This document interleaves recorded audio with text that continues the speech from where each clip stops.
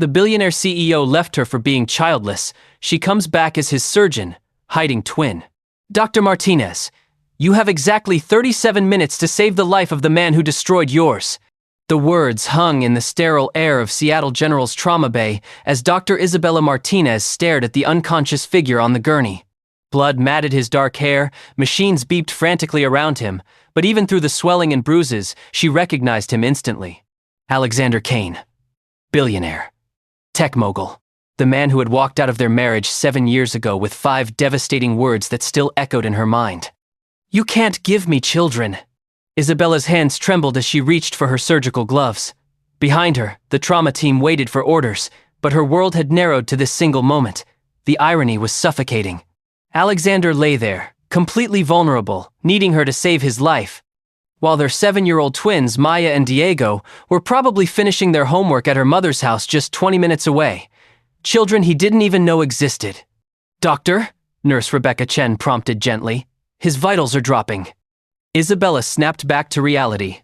Whatever history existed between them, she was a surgeon first. She had taken an oath. But as she looked at Alexander's pale face, a bitter part of her whispered that maybe this was justice. Maybe this was the universe finally giving her a choice. Save the man who broke her heart, or let fate decide his future. Prep or 3, Isabella commanded, her voice steady despite the storm raging inside her. And call Dr. Harrison to assist. We're going in. If you've ever wondered whether love can survive betrayal, whether second chances are worth taking, and what happens when the past collides with the present in the most unexpected way, then stay with me. Because this story will take you on an emotional journey that will challenge everything you think you know about forgiveness, family, and finding your way back to love. The accident had happened on a rain-slicked highway just outside downtown Seattle. Alexander Kane's Tesla had hydroplaned at 60 miles per hour, spinning across 3 lanes before slamming into a concrete barrier. The paramedics who pulled him from the wreckage said it was a miracle he was alive. Isabella didn't believe in miracles anymore. She scrubbed in mechanically, muscle memory guiding her hands through the familiar ritual while her mind reeled. 7 years. 7 years since she had watched Alexander pack his belongings into expensive leather suitcases while she begged him to reconsider. Isabella? We've been trying for 3 years, he had said, his voice clinical and detached. The specialists all agree. You're the problem. I need an heir. I need someone who can give me a family. The problem, as if she were a broken appliance that could be discarded and replaced. What Alexander didn't know, what he would never know if she had her way, was that she had discovered her pregnancy exactly 1 week after he filed for divorce. Twin boys, Maya and Diego, conceived during their last desperate attempt to save their marriage. She had stood in her bathroom at 2 a.m., staring at the positive test, and made a choice that would define the next 7 years of her life. She would raise them alone. Dr. Martinez, patient is prepped and ready. Dr. Harrison's voice cut through her memories. Isabella entered OR3 to find Alexander already under anesthesia, his chest rising and falling with mechanical precision. The monitors painted a grim picture. Severe internal bleeding, possible brain injury, multiple fractures. This wasn't going to be a quick fix. What do we have? She asked, taking her position. 34-year-old male. Blunt force trauma from MVA. The resident rattled off. Probable splenic laceration, possible intracranial hemorrhage, compound fracture of the right femur. Isabella studied the scans, her trained eye identifying the priorities. The spleen was the immediate concern. If they didn't stop the internal bleeding soon, nothing else would matter. Scalpel, she said, extending her hand. For the next 4 hours, Isabella fought to save Alexander's life with the same dedication she brought to every surgery. She repaired his spleen, stopped the bleeding, stabilized his fractures. Her hands moved with practiced precision, guided by years of training and an oath that transcended personal feelings. But as she worked, memories flooded back unbidden. Their first meeting at a medical conference where Alexander was the keynote speaker, talking about how technology could revolutionize healthcare. He had been magnetic on stage, passionate about his vision for the future. She had approached him afterward, challenging some of his assumptions about medical practice, and instead of being offended, he had been intrigued. Most people just nod and agree, he had said, his dark eyes sparkling with interest. You actually think for yourself. I like that.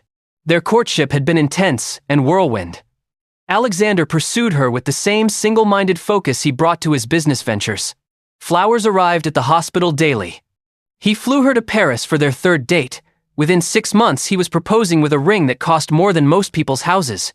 Dr. Martinez, his BP is stabilizing, Dr. Harrison reported, pulling her back to the present. Isabella nodded, continuing her work. The marriage had been good at first. Alexander supported her career, even built her a state-of-the-art home office where she could study for her specialty boards. He attended hospital galas, charmed her colleagues, made generous donations to medical research. But then came the pressure to start a family. At first, it was gentle suggestions about reducing her surgical schedule, then pointed comments about other women her age who were prioritizing what really mattered. When months of trying naturally didn't work, Alexander threw money at the problem. The best fertility specialists, experimental treatments, invasive procedures that left Isabella feeling like a science experiment. And when none of it worked, when test after test suggested the problem was with her, Alexander's love began to feel conditional. "The laceration is repaired," Isabella announced. "Let's check the brain scans again." The neurology images showed swelling, but no apparent bleeding. Alexander would need monitoring, but the immediate crisis was over. He was going to live. Isabella stepped back from the table, suddenly exhausted. She had saved him. The man who had thrown away their marriage like a failed business venture was alive because of her skill and dedication. "Beautiful work, Dr. Martinez," Dr. Harrison said. "That was touch and go for a while." Isabella nodded absently, already planning Alexander's post-operative care. He would be unconscious for several more hours, giving her time to process what came next. Because eventually, he would wake up, and she would have to decide how much of the truth she was willing to reveal. As the surgical team wheeled Alexander to the ICU, Isabella's phone buzzed with a text from her mother. "Kids asking when mommy's coming home. Diego drew you a picture." Isabella smiled despite everything. Her twins were her world, the brightest lights in a life that had been rebuilt from the ashes of her marriage. They looked exactly like Alexander, dark-haired and green-eyed, too intelligent for their own good. Maya wanted to be a doctor like Mommy, while Diego was fascinated by computers and engineering. Sometimes Isabella wondered if they had inherited more than just their father's looks. "Tell them I'll be home late, but I'll check on them when I get there," she texted back. "Everything okay, mi amor?" her mother responded. "You sound stressed." Isabella stared at the phone, unsure how to answer. Her mother knew about Alexander, of course. She had been the one to help Isabella through the divorce, the difficult pregnancy, the sleepless nights with twin newborns. But they had an unspoken agreement never to discuss what might happen if Alexander ever discovered the truth. "Just a difficult case," Isabella finally replied. "I'll explain later." She made her way to the ICU, where Alexander was settled in a private room. The monitors showed stable vitals, but he remained deeply unconscious. Isabella pulled up a chair and sat beside his bed, studying the face she had once known better than her own. He looked younger somehow, the stress lines smoothed by sleep. She remembered how he used to look on Sunday mornings, peaceful and relaxed, before the pressures of his empire reasserted themselves. There had been moments during their marriage when she glimpsed the man behind the CEO mask, when Alexander let his guard down and showed vulnerability. Those moments had made his eventual betrayal even more painful. "I should hate you," Isabella whispered to his unconscious form. "I should have let someone else take this case."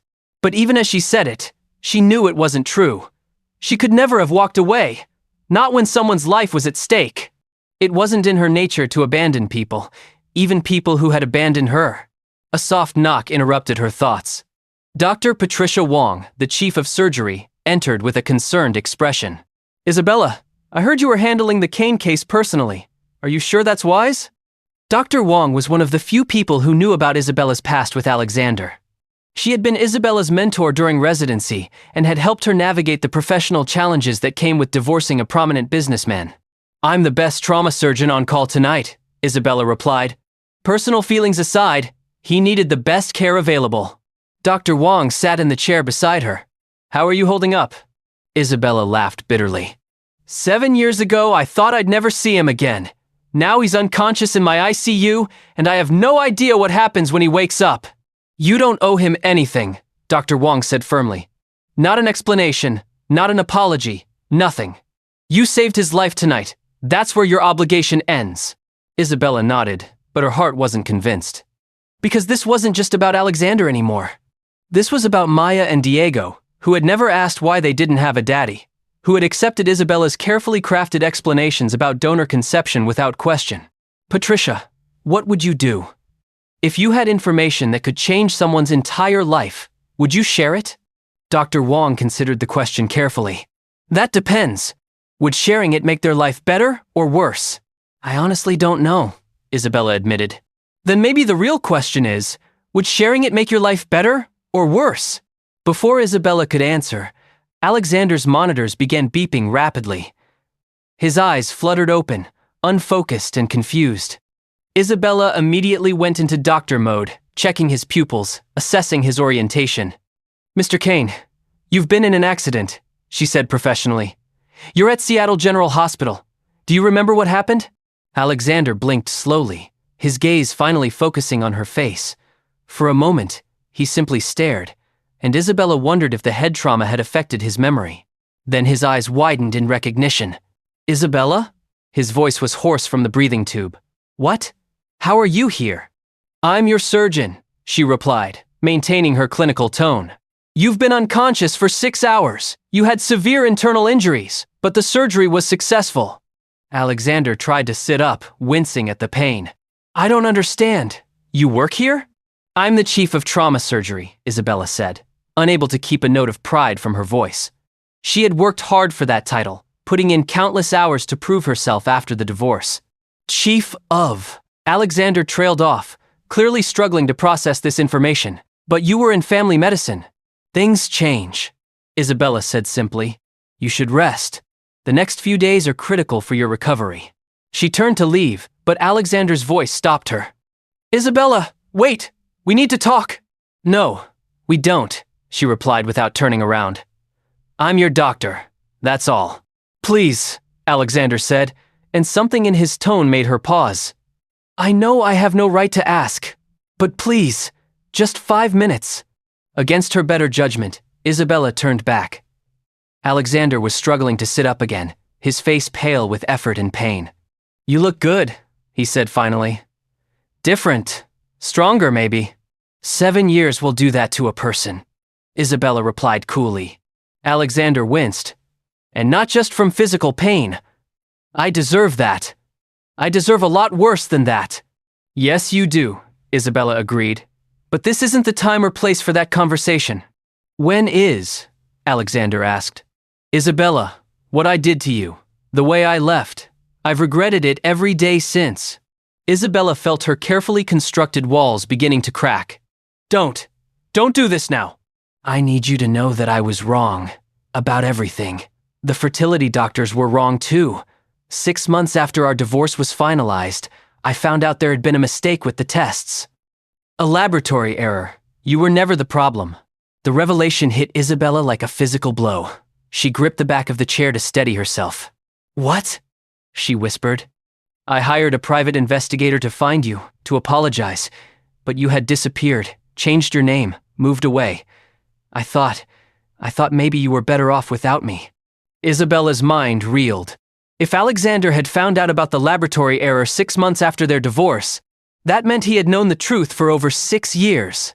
6 years while she struggled as a single mother, believing she was raising children whose father thought she was defective. You knew, she said, her voice dangerously quiet. You knew for 6 years that the test results were wrong, and you never tried harder to find me? I tried, Alexander protested.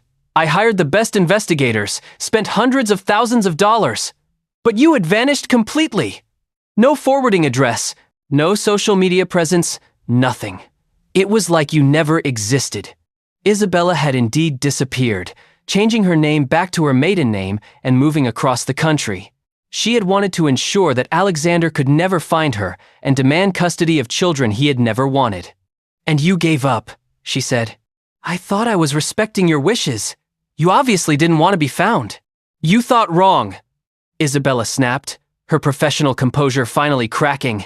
You thought a lot of things wrong, Alexander. You thought I was broken. You thought your company was more important than our marriage. You thought you could just replace me like a faulty piece of equipment. Tears she had held back for 7 years finally spilled over. You have no idea what you put me through. What you cost me. What you cost. She stopped herself just in time, but Alexander caught the hesitation. What I cost what? He asked softly. Isabella wiped her eyes, struggling to regain control. Nothing! It doesn't matter now! Isabella, please, talk to me. No, she said firmly. You're my patient, that's all. I'll have Dr. Harrison take over your case tomorrow. I can't be objective about your care. She headed for the door again, but Alexander's next words stopped her cold. I never married again, he said quietly. 7 years, Isabella. I never even dated seriously. Because I knew I had thrown away the best thing that ever happened to me, and nothing else would ever compare. Isabella's hand trembled on the door handle. Part of her wanted to turn around, to see if the man she had once loved was still there beneath the surface. But the larger part, the part that had been protecting her children for 7 years, knew that opening that door would change everything. Get some rest, Mr. Kane, she said without turning around. Dr. Harrison will check on you in the morning. She left the room before he could say anything else, her heart pounding as she walked quickly down the hallway. She needed air, needed space to think. The revelation about the laboratory error had shaken her more than she wanted to admit. In the elevator, she pulled out her phone and called her mother. How are the kids? She asked without preamble. Sleeping peacefully, her mother replied. Isabella, you sound upset. What happened? I can't talk about it over the phone. I'll be home in an hour. Drive carefully, mi amor. Whatever it is, we'll figure it out together. Isabella smiled despite her emotional turmoil. Her mother had been her rock through everything, stepping up to help with childcare while Isabella completed her surgical training. The twins adored their abuela, and Isabella couldn't have managed without her support. As she drove home through the quiet Seattle streets, Isabella's mind raced through possibilities and consequences. Alexander's revelation changed nothing legally. The twins were hers, had always been hers. She was the only parent they had ever known. But morally, ethically, did Alexander have a right to know he had children? More importantly, did Maya and Diego have a right to know their father? Isabella pulled into the driveway of her modest 2-story home in a quiet neighborhood 30 minutes from the hospital. She had chosen the location carefully, good schools for the kids, but far enough from Alexander's world that accidental meetings would be unlikely. Her mother, Elena Martinez, met her at the door with a cup of tea and a concerned expression. Sit, she commanded in the tone that brooked no argument. Tell me everything. Isabella sank into her favorite armchair and found herself spilling the entire story. Her mother listened without interruption, her face growing more troubled with each detail. Dios mío, Elena whispered when Isabella finished. After all these years, he appears like this?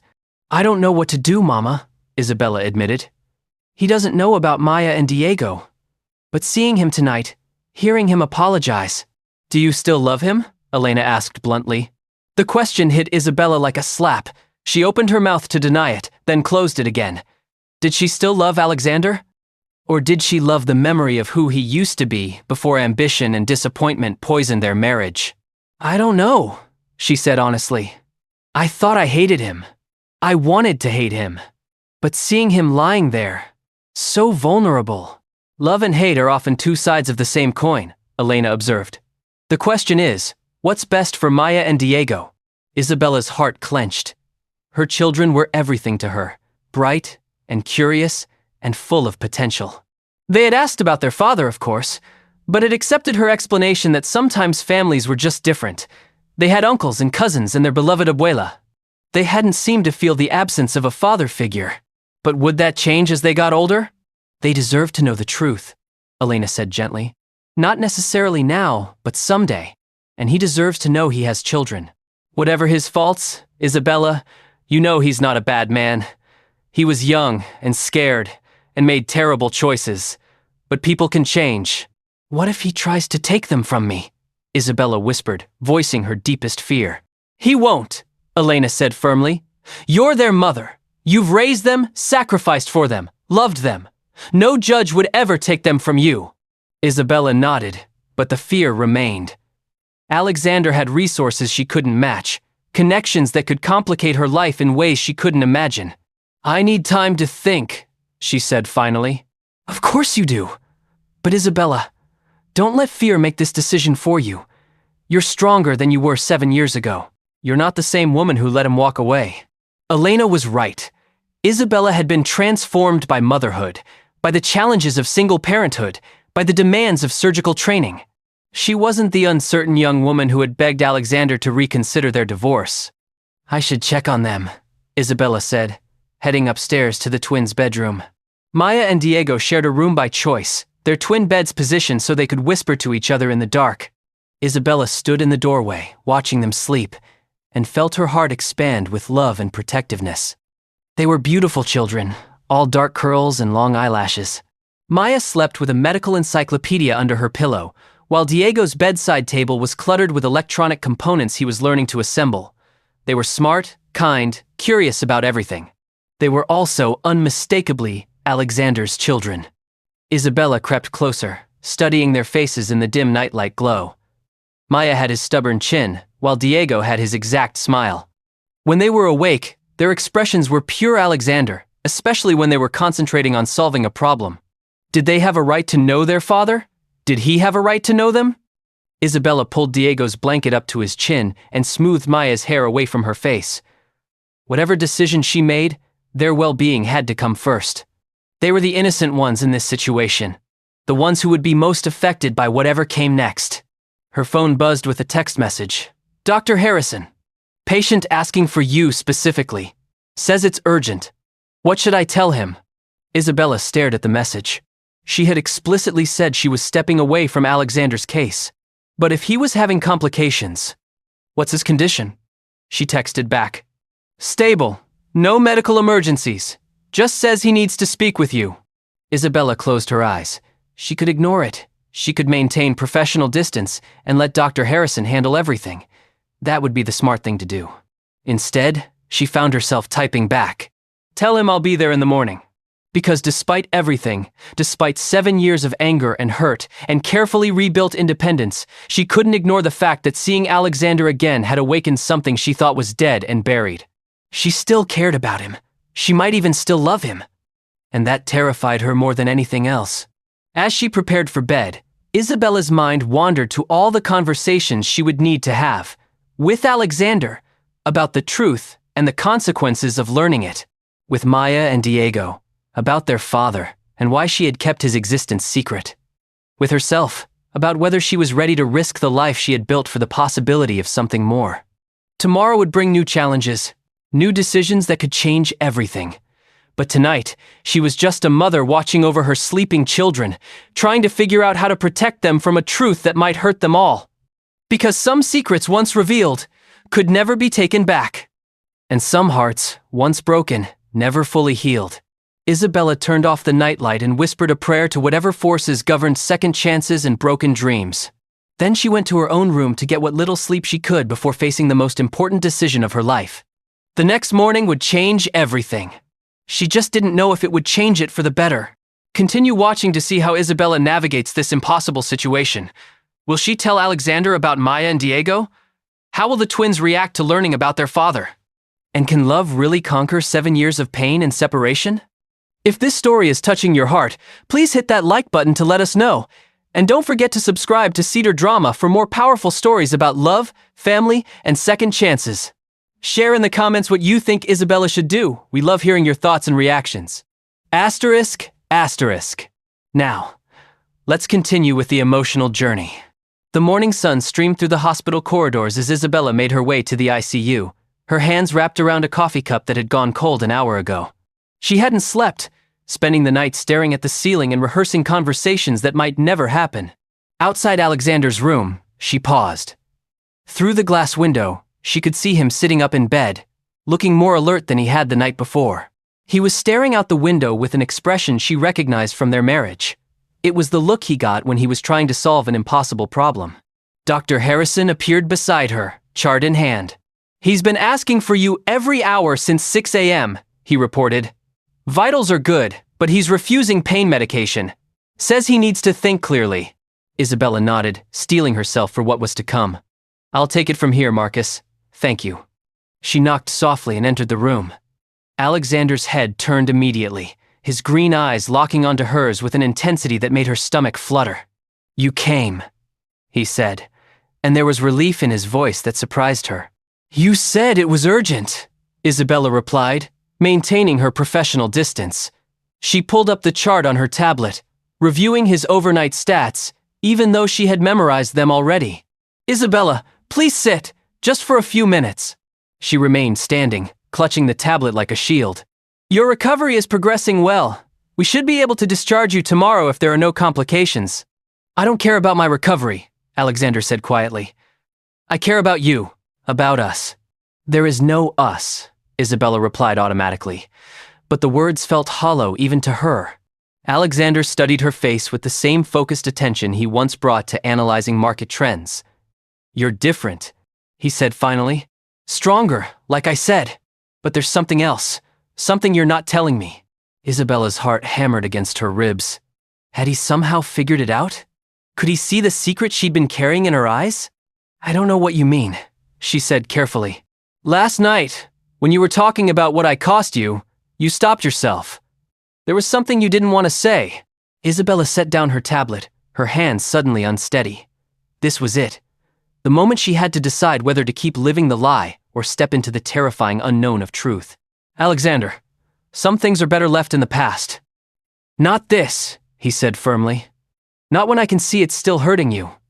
"Isabella, what did I cost you that you can't forgive me for?" Before she could answer, her phone rang. Maya's contact photo filled the screen, a grinning 7-year-old with gap teeth and Alexander's eyes. "I need to take this," Isabella said, stepping toward the window. "Mommy?" Maya's voice was thick with tears. "Diego threw up at breakfast and Abuela says he has a fever. Can you come home?" Isabella's mother's voice came on the line. "Isabella, I think it's just a stomach bug, but he's asking for you." "I'll be right there," Isabella promised. "Give him some ginger ale and keep him hydrated. I'm leaving now." She hung up and turned to find Alexander watching her with curious eyes. "Everything okay?" he asked. Isabella hesitated. She could make an excuse, leave, continue the charade. But standing there, looking at the man who shared DNA with her sick child, the weight of the secret suddenly felt unbearable. "I have to go," she said. "My son is sick." The words slipped out before she could stop them. Alexander's expression shifted from confusion to shock. "Your son?" he repeated slowly. Isabella closed her eyes. There was no taking it back now. "Yes," she whispered. "My son." "You have a child," Alexander said. And it wasn't a question. He was processing, calculating, and Isabella could see the exact moment when the timeline clicked into place. "How old?" he asked, his voice barely audible. Isabella met his gaze, her chin lifting in defiance. 7. The silence stretched between them like a chasm. Alexander's face had gone pale, his hands gripping the bed rails so tightly his knuckles were white. 7 years old, he repeated. "Isabella, is he?" "I have to go," she said again, backing toward the door. "Is he mine?" The question exploded from Alexander with desperate intensity. Isabella stopped, her hand on the door handle. Every instinct told her to run, to protect the life she had built, to keep her children safe from the chaos that Alexander's world could bring. But looking at his face, seeing the hope and terror warring in his expression, she found she couldn't lie anymore. "They," she corrected quietly.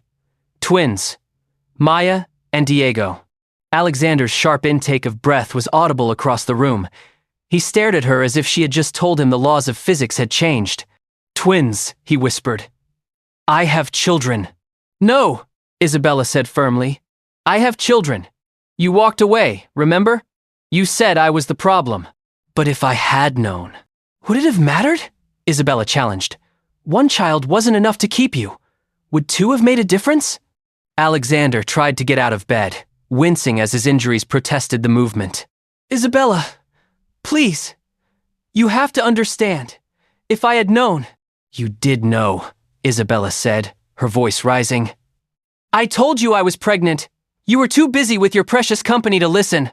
"You never said twins." "I didn't know about twins then," Isabella shot back. "I found out at my 8-week appointment, a week after you filed for divorce." A week after you made it clear that you didn't want children with someone who was defective.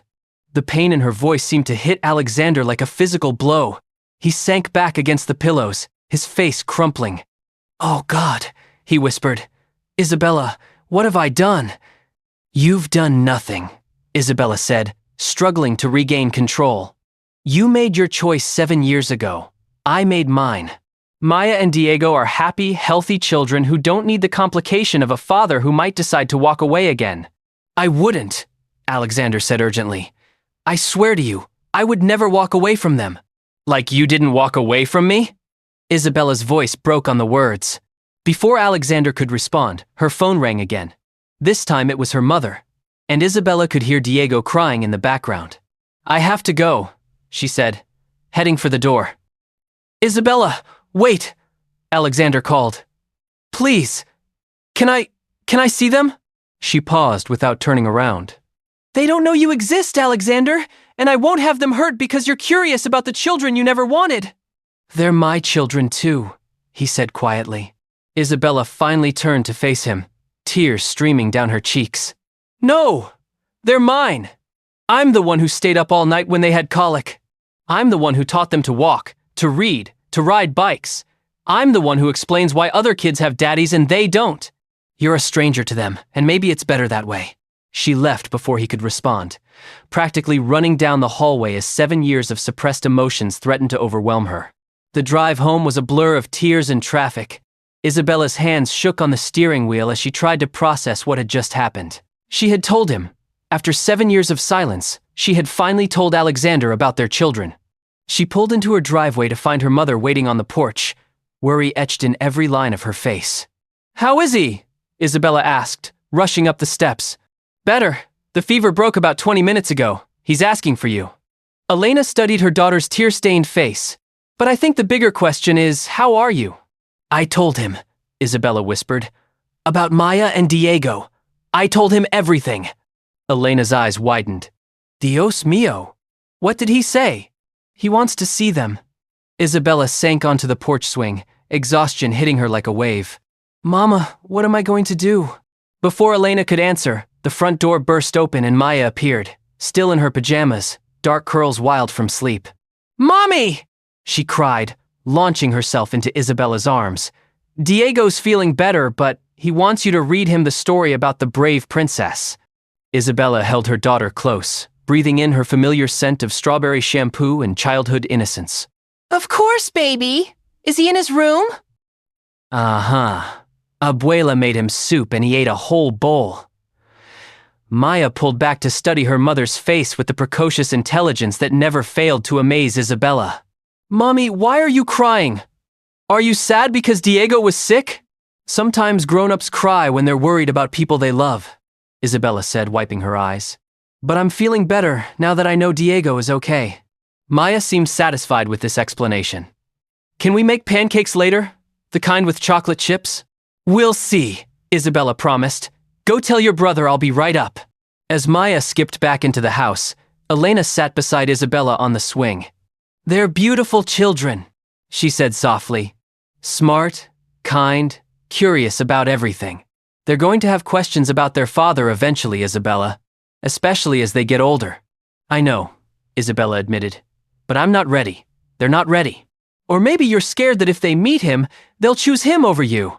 The words hit too close to home. Isabella had spent 7 years being everything to her children. Mother, father, provider, protector. The thought of sharing that role with Alexander, of possibly losing their primary loyalty, was terrifying. "He has resources I can't match," Isabella said quietly. "Money, connections, influence. What if he tries to prove I'm an unfit mother? What if he takes them away from me?" "Isabella Maria Martinez," Elena said firmly, using her daughter's full name in the tone that meant business. "You listen to me. You are an extraordinary mother.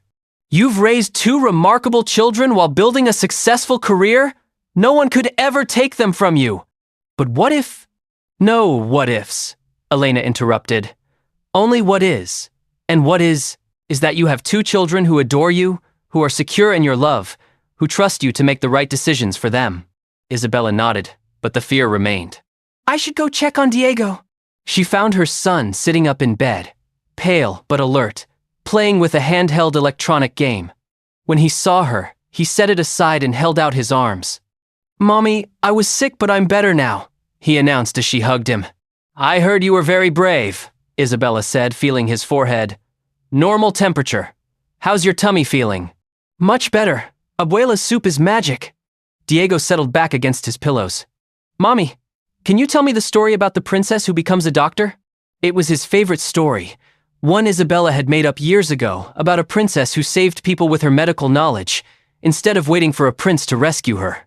As she began the familiar tale, Diego's eyes grew heavy and he drifted back to sleep. Maya appeared in the doorway, having changed into clothes and attempted to tame her curls. "Is Diego going to be okay?" she asked quietly. "He's going to be fine," Isabella assured her. "Just a little stomach bug. Nothing serious." Maya climbed onto the bed beside her brother, careful not to wake him. "Mommy, can I ask you something?" Isabella's heart clenched. Had Maya somehow sensed the turmoil of the morning? Children were more perceptive than adults often gave them credit for. "Of course, baby. You can ask me anything.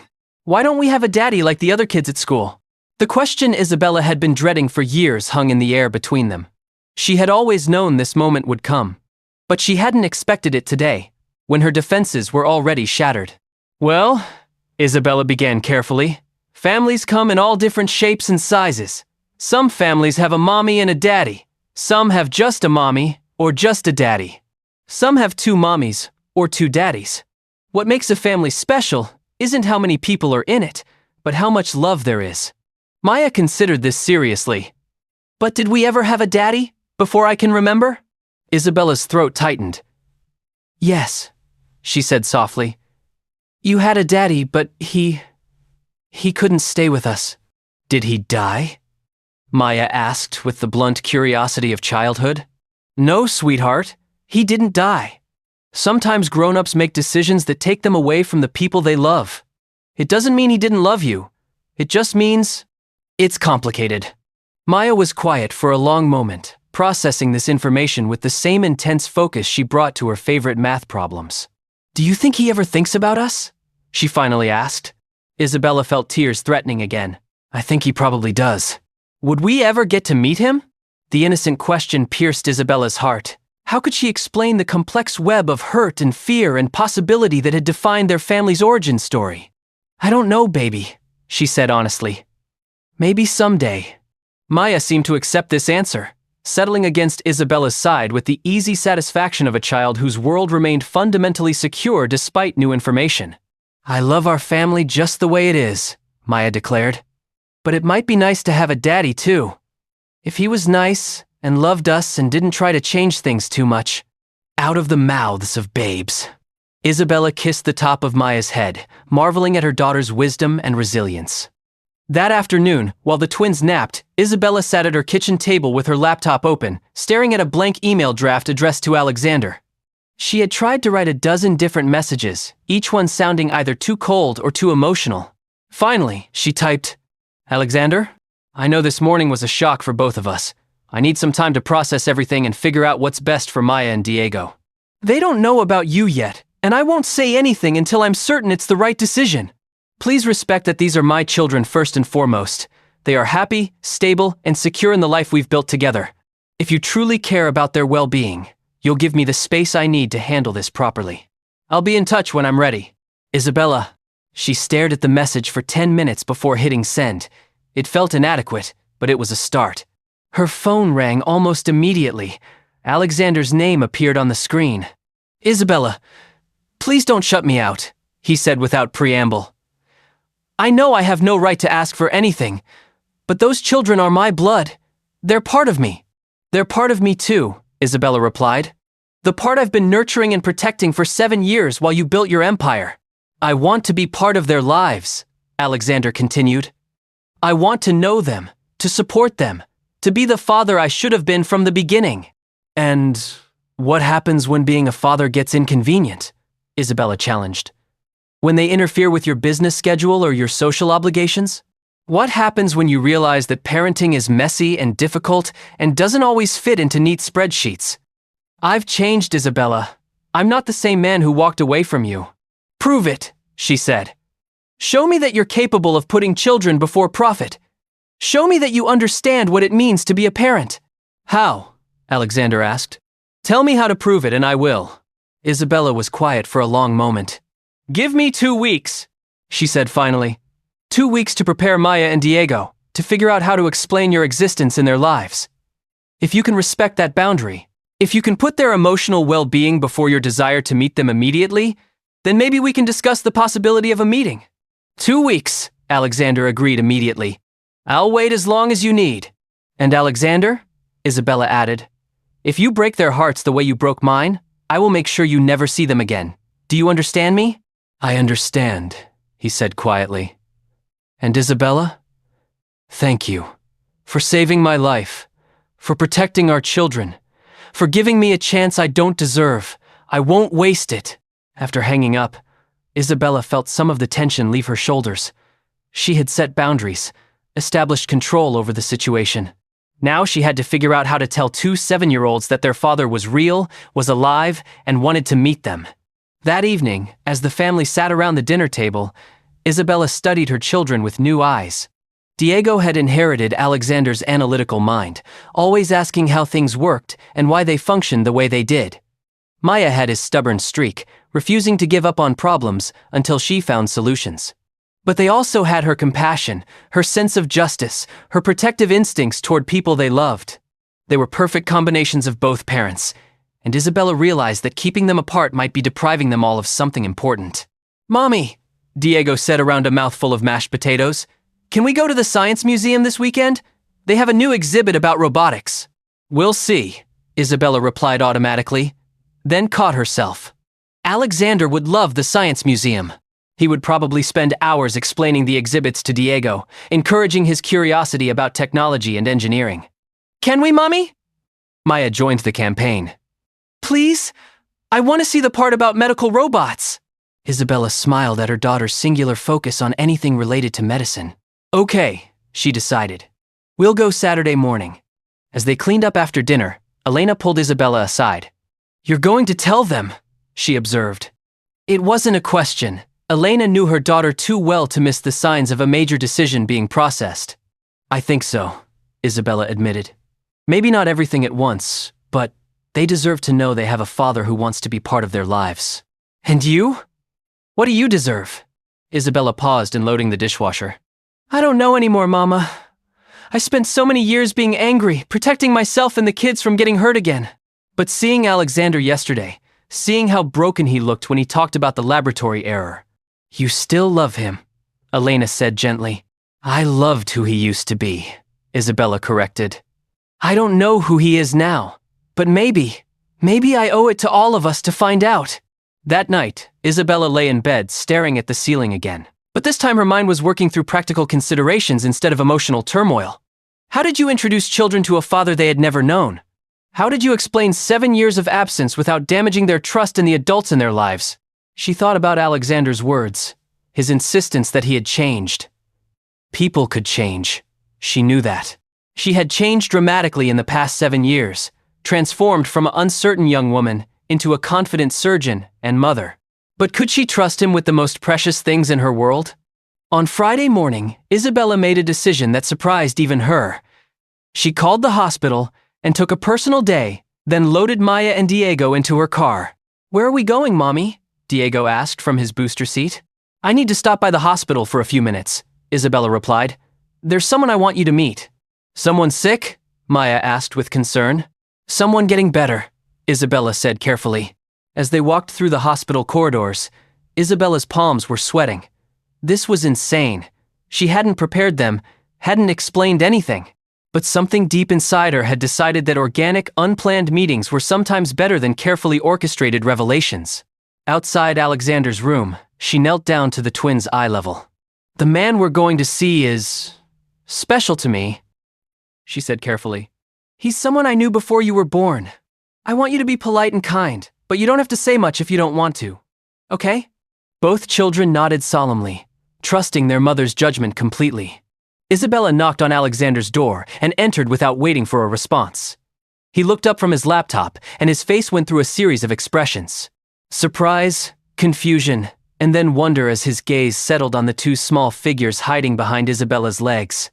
"Alexander," Isabella said, her voice surprisingly steady. "I'd like you to meet Maya and Diego." For a moment, nobody spoke. Alexander stared at his children with the same intensity he once brought to merger negotiations, but his eyes were soft with something Isabella had never seen before. Pure, overwhelming love. Maya stepped forward first, always the braver of the twins. "Hi," she said politely. "Mommy says you're getting better. Were you hurt very badly?" "I was," Alexander replied, his voice rough with emotion. "But I'm much better now." Diego remained partially hidden behind Isabella, studying Alexander with the same analytical gaze his father had given him moments before. "You have green eyes like us," Diego observed finally. Alexander smiled, and Isabella's heart clenched at how much it transformed his face. "I do," he agreed. "Green eyes run in families sometimes." "Are you part of our family?" Maya asked, with the directness that often embarrassed Isabella in public. Alexander's gaze met Isabella's over the children's heads. She gave him the slightest nod. "I am," he said softly. "I'm your father." The words hung in the air. Maya and Diego exchanged one of their twin looks that conveyed entire conversations, then turned back to Alexander. "We wondered about you," Maya said matter-of-factly. "Mommy said you couldn't stay with us, but that you probably thought about us sometimes." "I did," Alexander said, his voice breaking slightly. "Every single day." Diego stepped fully into view, his curiosity overcoming his shyness. "Why couldn't you stay?" It was a fair question, and Alexander seemed to understand that these children deserved an honest answer. "I made some very bad choices," he said carefully. "I thought things were more important than they actually were, and I hurt your mommy very badly. I've been sorry about that every day since." "Did you say you were sorry?" Diego asked. "I tried to," Alexander replied. "But sometimes sorry isn't enough to fix things." Maya considered this with the seriousness of a judge weighing evidence. "Mommy says everyone deserves second chances if they really mean it and they try to do better." Isabella felt tears prick her eyes. Her daughter was quoting back words Isabella had said during various childhood conflicts and behavioral corrections. "Do you really mean it?" Maya continued. "And are you going to try to do better?" "Yes," Alexander said firmly. "More than anything in the world." Diego moved closer to the bed, his engineer's mind apparently focused on practical matters. "What kind of work do you do?" "I help create computer programs and technology," Alexander explained. "Things that help people solve problems and communicate with each other." Diego's eyes lit up with interest. "Like the coding games I play on Mommy's tablet?" "Exactly like that," Alexander confirmed. "Maybe I could show you some more advanced programs sometime, if your mommy says it's okay." Both children looked at Isabella expectantly. She found herself nodding before her rational brain could object. "We'll see," she said, falling back on the parental standard. The visit lasted another 20 minutes, filled with cautious questions and careful answers. Isabella watched in amazement as Alexander seemed to instinctively understand how to talk to children. He was patient with their questions, honest without being overwhelming, interested in their answers without being invasive. When they finally left, Maya and Diego chattered excitedly in the car. "He seems nice," Maya pronounced, "and he has the same smile as Diego." "I want to learn more about computer programming," Diego declared. "Did you know he helped create some of the games we play?" Isabella drove home in a daze. The meeting had gone better than she had dared to hope. Alexander had been gentle, respectful, appropriately restrained, and her children had responded to him with typical resilience and openness. Maybe this could work. Maybe they could find a way to be a family, even if it looked different than anything they had imagined. That evening, as she tucked Maya and Diego into bed, Maya asked the question Isabella had been expecting. "Mommy, is our daddy going to live with us now?" Isabella sat on the edge of Maya's bed, choosing her words carefully. "I don't know yet, sweetheart. Being a family is complicated sometimes. We're all going to have to figure out how to do this together." "But he'll still be our daddy?" Diego asked from his bed. "Even if he doesn't live here?" "Yes," Isabella said firmly. "Nothing will change that." "Good," Maya said with satisfaction. "I like having a daddy, even if it's new and kind of weird." Diego giggled at his sister's assessment. Everything's weird when it's new, he pointed out. Remember when we started school and everything felt wrong? But then it got normal. Isabella marveled at her children's adaptability. They had processed the revelation of their father's existence with far less drama than she had managed. After they were asleep, Isabella found herself standing in her backyard, looking up at the stars and trying to imagine what the future might hold. Her phone buzzed with a text from Alexander. "Thank you for bringing them. They're incredible, Isabella. You've done an amazing job raising them." She typed back, "They're good kids. They deserve to know their father." "They deserve better than the father I was 7 years ago," he replied. "But I'm going to spend the rest of my life earning the title." Isabella stared at the message for a long time before responding. "Actions, not words, Alexander. That's what matters now." "I understand. And Isabella? I know I have no right to ask, but is there any chance, any possibility, that we could find our way back to each other?" The question she had been avoiding hung there on her phone screen. Isabella closed her eyes, thinking about the man she had loved, the man who had hurt her, and the man she had seen in that hospital room talking to their children with such gentle reverence. "I don't know," she typed finally. "Let's focus on the kids first. Everything else, we'll see." It wasn't a yes, but it wasn't a no either. And for now, that was enough. As Isabella headed back inside, she felt something she hadn't experienced in 7 years. Hope. Not the desperate, clinging hope of her younger self, but the mature, cautious hope of a woman who had learned to protect her heart while still remaining open to possibilities. The road ahead wouldn't be easy. There would be legal conversations about custody, difficult discussions about blended families, and the ongoing challenge of co-parenting with someone she was still learning to trust again. But as she checked on her sleeping children one more time, seeing their peaceful faces in the dim nightlight, Isabella knew they were strong enough to handle whatever came next. Because they were loved. By her, by their grandmother, and now by their father. And sometimes, love really was enough to build something beautiful from the broken pieces of the past. The next chapter of their story was just beginning. What an incredible journey of forgiveness, second chances, and the power of love to heal even the deepest wounds. Isabella's courage to give Alexander a chance to know their children shows us that sometimes the greatest strength comes from vulnerability. Asterisk. Asterisk. If this story moved you, please hit that like button and let us know in the comments. Have you ever had to make a difficult decision about forgiveness? Do you believe people can truly change? We love reading your thoughts and experiences. Don't forget to subscribe to Cedar Drama and hit the notification bell so you never miss our latest stories about love, family, and the beautiful complexity of human relationships. Thank you for joining us on this emotional journey. Remember, it's never too late to fight for the people and relationships that matter most. Sometimes the most unexpected second chances lead to the most beautiful new beginnings.